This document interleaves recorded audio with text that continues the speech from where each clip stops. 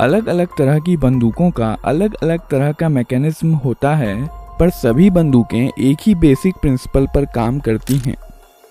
Fully automatic बंदूकों से अलग, जो कि लगातार फायर कर सकती हैं, सेमी ऑटोमेटिक बंदूकें एक बार ट्रिगर दबाने पर एक ही राउंड फायर करती हैं। यह एक 9mm सेमी ऑटोमेटिक पिस्तौल है। इस वीडियो में हम देखेंगे कि सेमी ऑटोमेटिक हैंडगन्स और पिस्तौलें कैसे काम करती हैं। यह एक कारतूस या कार्ट्रिज है। इसे मैगजीन में लोड किया जाता है, जिसमें स्प्रिंग और फॉलोअर इस पर दबाव बनाए रखते हैं।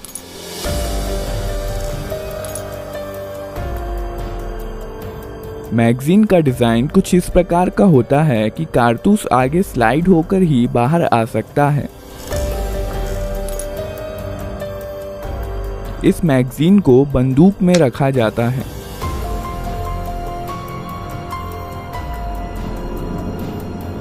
यहाँ पर बंदूक के अंदर के महत्वपूर्ण पार्ट्स दिखाए गए हैं। बंदूक को पहली बार फायर करने के लिए रिकॉइल स्प्रिंग के अगेंस्ट स्लाइडर को हाथ से पीछे खींचा जाता है।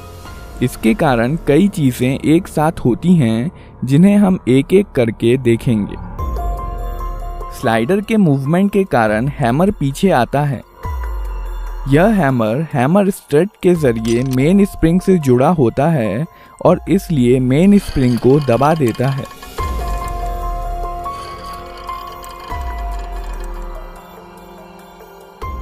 यह सीयर है।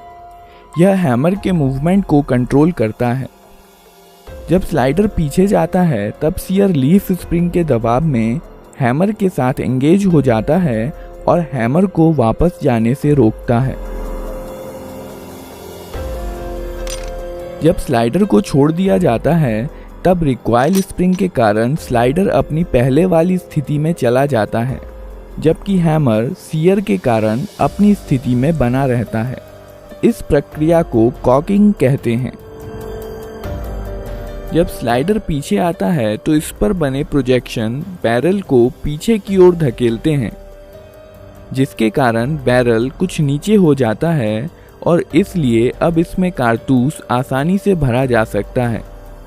जब स्लाइडर वापस लौट रहा होता है, तो यह एक कारतूस बैरल में ले जाता है और बैरल को अपनी पहले वाली स्थिति में धकेल देता है। कारतूस का पिछला हिस्सा एक्सट्रैक्टर में फंस जाता है, जो कि स्लाइडर से जुड़ा होता है। पिस्तौल अब फायर करने के लिए तैयार है। जब ट्रिगर दबाया जाता है, सीयर डिस्कनेक्टर के माध्यम से धकेल दिया जाता है, जिसके कारण यह हैमर से डिसएंगेज हो जाता है। हैमर अब फ्री है और मेन स्प्रिंग के दबाव में यह फायरिंग पिन, जो कि स्लाइडर में फिक्स्ड होती है, से जा टकराता है। बदले में यह फायरिंग पिन कारतूस के प्राइमर पर स्ट्राइक करती है।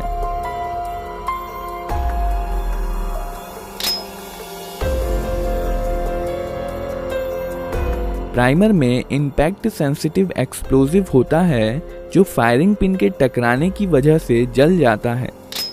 इसके कारण कारतूस में रखे पाउडर में आग लग जाती है, जिसकी वजह से बहुत सारी गैसेस पैदा होती हैं और इस प्रकार बुलेट के पीछे की जगह बेहद हाई प्रेशर गैसों से भर जाती है। इसलिए बुलेट पर पीछे से बल लगता है, जिसके कारण बुलेट बहुत तेज गति के साथ बैरल से बाहर निकलती है। बुलेट के बाहर आ जाने पर यह गैसेस एटमॉस्फेयर में चली जाती हैं और अब यह बुलेट पर कोई बल नहीं लगाती हैं और बुलेट अपने मोमेंटम के कारण आगे बढ़ती जाती है।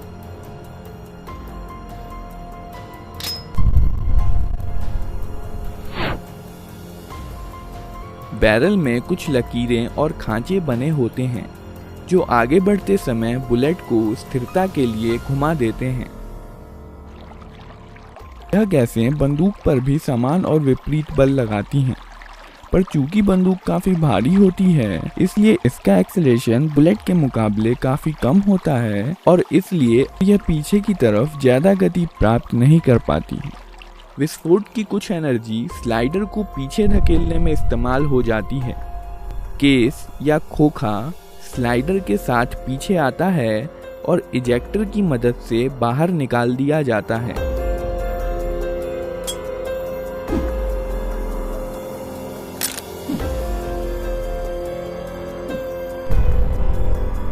साथ ही साथ स्लाइडर हैमर को पीछे धकेलता है और बंदूक को अपने आप रिलोड भी कर देता है। और अब बंदूक अगला राउंड फायर करने के लिए तैयार है। ट्रिगर दबाने पर सीधे सीयर पर धक्का नहीं लगता है। सीयर डिस्कनेक्टर की मदद से धकेला जाता है। जब स्लाइडर पीछे की तरफ जाता है तो इस पर बने स्लॉट की मदद से यह डिस्कनेक्टर को नीचे की तरफ खिसका देता है।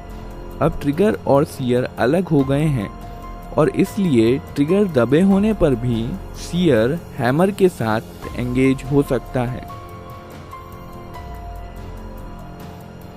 जब ट्रिगर छोड़ दिया जाता है तब डिस्कनेक्टर लीफ स्प्रिंग के दबाव के कारण स्लाइडर के स्लॉट में चला जाता है और अब बंदूक फिर से फायर की जा सकती है। ग्रिप सेफ्टी बंदूक को अपने आप फायर करने से रोकती है। जब बंदूक को हाथ से पकड़ लिया जाता है तभी ट्रिगर डिस्कनेक्टर के जरिए सीयर को मूव कर सकता है।